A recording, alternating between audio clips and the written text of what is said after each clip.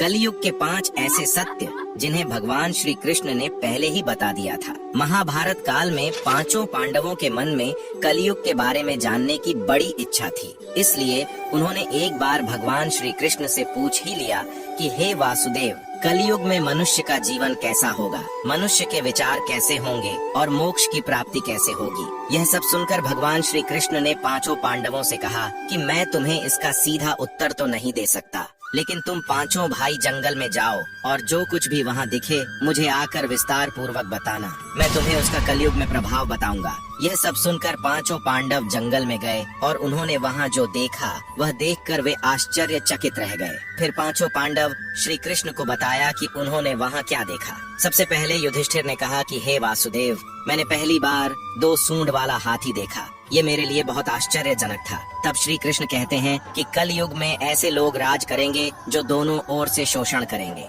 कहेंगे कुछ और करेंगे कुछ और, मन में कुछ और होगा और कर्म कुछ और ही करेंगे। ऐसे ही लोगों का कलयुग में राज होगा। उसके बाद अर्जुन ने कहा कि हे वासुदेव, मैंने जो देखा वह तो इससे भी आश्चर्यजनक था। मैंने एक पक्षी देखा जिसके पंख पर वेद लिखे थे, लेकिन वह मांस खा रही थी। तब श्री कृष्ण बताते हैं कि कलयुग में ऐसे लोग रहेंगे जो बड़े ज्ञानी कहलाएंगे। वे ज्ञान की चर्चा तो करेंगे, लेकिन उनका आचरण राक्षसों जैसा होगा। कलयुग के मनुष्य धन और संपत्ति के लोभी होंगे, भले ही उनके पास कितना भी ज्ञान क्यों ना हो। उसके बाद भीम ने कहा कि एक गाय अपने बछड़े को इतना चाटती है कि बछड़ा लहू लोहान हो जाता है। तब श्री कृष्ण कहते हैं कि कलयुग में माँ के बच्चों की प्रति ममता इतनी बढ़ जाएगी कि उन्हें अपने विकास का अवसर ही नहीं मिलेगा, जिसके कारण मोह माया में पड़कर वे बर्बाद हो जाएंगे। इसके अलावा जब किसी का बेटा घर छोड़कर साधु बनेगा तो हजारों लोग उसके दर्शन करने जाएंगे, लेकिन जब खुद का बेटा साधु बनेगा तो वे रोएंगे कि मेरे बेटे का क्या होगा।